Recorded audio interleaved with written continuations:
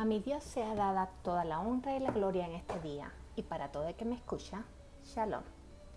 Hoy quiero comenzar una serie de devocionales que van a estar relacionadas unos con otros. Al de hoy lo titulé, Ni te imagines que me voy a creer ese cuento. ¿Por qué el título? Bueno, eso lo van a ver al final.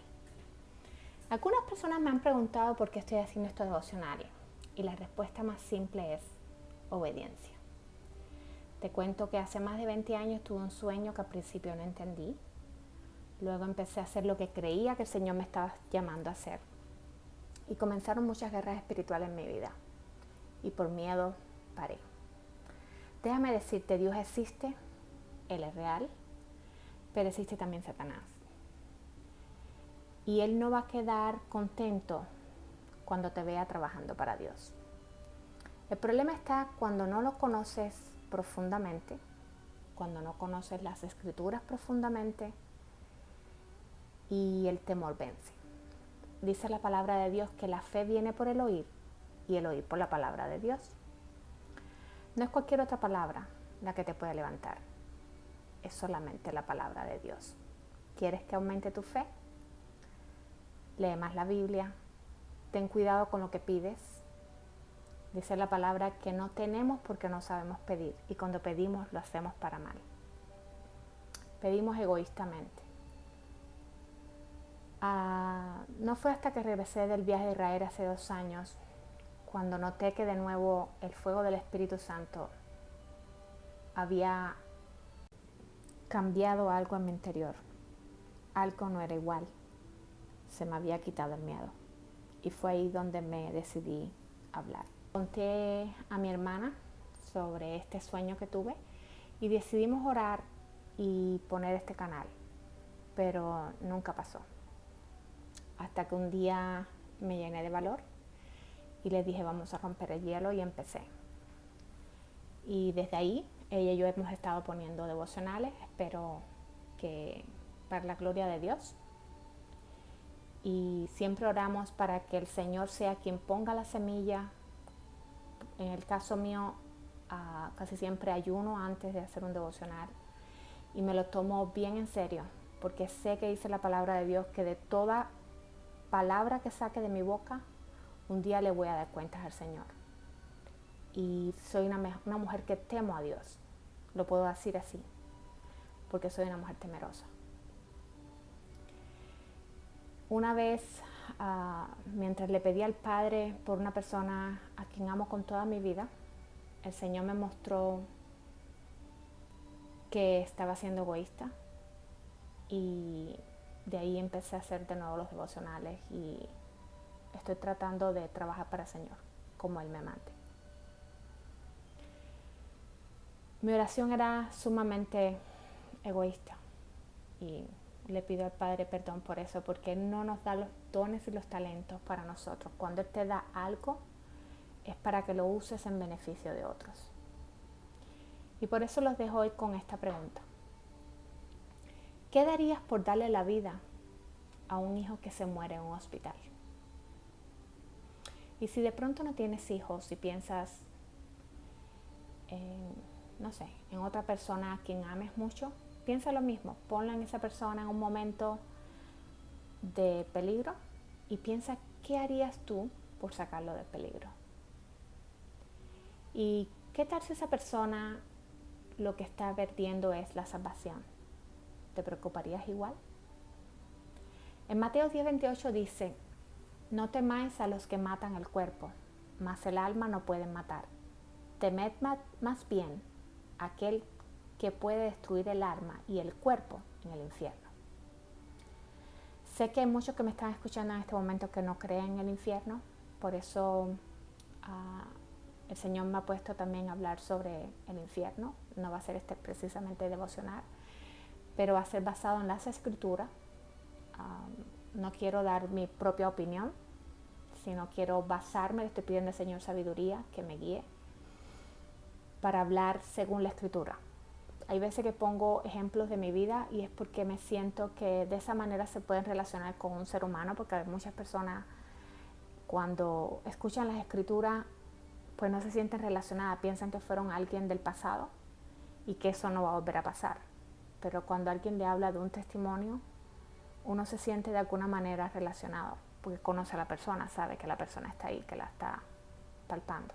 O sea, cuando le hablo algo de mi vida personal, no es para guiarlos a mí. Yo no soy nadie, yo soy un ser humano con defectos y virtudes como todo el mundo. Y mi intención no es llevarlos ni a mí, ni a mi familia, sino es llevarlos a la palabra de Dios. La primera vez que escuché hablar de Dios tenía 17 años, ya a punto de cumplir 18. Yo era atea, crecí en el marxismo-leninismo con la teoría de la evolución, creía que la religión era un método de explotación del hombre por el hombre, que Dios no existía, en fin, un millón de cosas. Mi mamá tampoco practicaba ninguna religión, pero tenía de su abuelita raíces católicas. Ella creía en un santo muy milagroso, según los cubanos, se llama San Lázaro. Y recuerdo que un 17 de diciembre ella me llevó a Rincón. Ese viaje nunca se me olvida porque fue el primer encuentro que tuve con Jesús. Aunque fuera un muñeco, fue lo más cercano que tuve. ¿Y por qué les digo esto? En mi camino hacia allá vi personas haciendo cosas, o sea, que me grabaron mi mente, ¿no? Personas caminando ensangrentadas, personas con cadenas, personas sin zapatos, personas arrastrándose por el piso, y eran sencillamente cumpliendo promesas. Recuerdo que mi mamá al llegar allí me pidió que me arrodillara y yo no quería hacerlo. Ella me suplicaba. Yo no soy una persona, no creo que le haya dado dolores de cabeza a mi mamá cuando de joven, siempre fui obediente, no porque sea buena, sino porque Dios es bueno. Pero le di como dolor de cabeza porque yo no quería arrodillarme. Y recuerdo que me le fui prácticamente del lugar donde estaba el San Lázaro, que no se podía ni pasar de la cantidad de velas y de flores y de cosas que tenía y frutas y comida y para qué. Y me adentré adentro de la capilla y había muchos santos y muchas imágenes, pero a mí me llamó la atención. Me paré frente a la de Jesús y le pregunté a mi mamá, ¿quién es él? Y mi mamá me dijo, ese es el Cristo. Y mi pregunta fue, ¿quién era el Cristo? ¿Por qué estaba así todo ensangrentado? ¿Por qué tenía la mirada triste? ¿Por qué tenía la corona de espinas? Mi mamá me explicó y le dije, ¿por qué si él es quien es, el otro tiene más que él? Y le dije, recuerdo que le dije a mi mamá, si alguna vez yo me arrodillo, va a ser delante de él. Pero salí de ahí y se me olvidó aquel evento. Entonces, ¿cómo puedes creer en alguien que no conozcas, que ni siquiera sepas cómo se llame? ¿Creerías en un extraño? Me acordé de la historia de la Biblia donde Yahweh se le presenta a Moisés a través de una zarza ardiente. Y él le preguntó, ¿cómo te llamas? Y es la primera vez que Dios le dice su nombre a alguien. Por eso los quiero llevar a la historia de Moisés. Y recuerden que Moisés fue criado por la hija del faraón, o sea, en una cultura completamente diferente a la de él. Me imagino que él no sabría quién era su Dios, ni mucho de su cultura hebrea. Y si quieres saber en lo que creían los faraones en aquel tiempo, puedes escuchar mi devocional anterior que le llamé Único, para que aprendas un poquito sobre la cultura egipcia.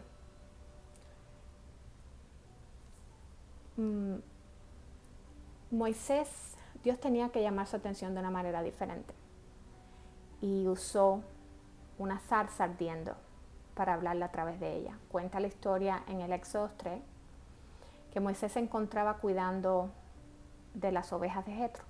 Entonces pensó que al ver la zarza, él le llamó la atención porque no se consumía. En aquel tiempo una zarza es como un arbusto seco en el medio del desierto y es normal que esos cogieran fuego.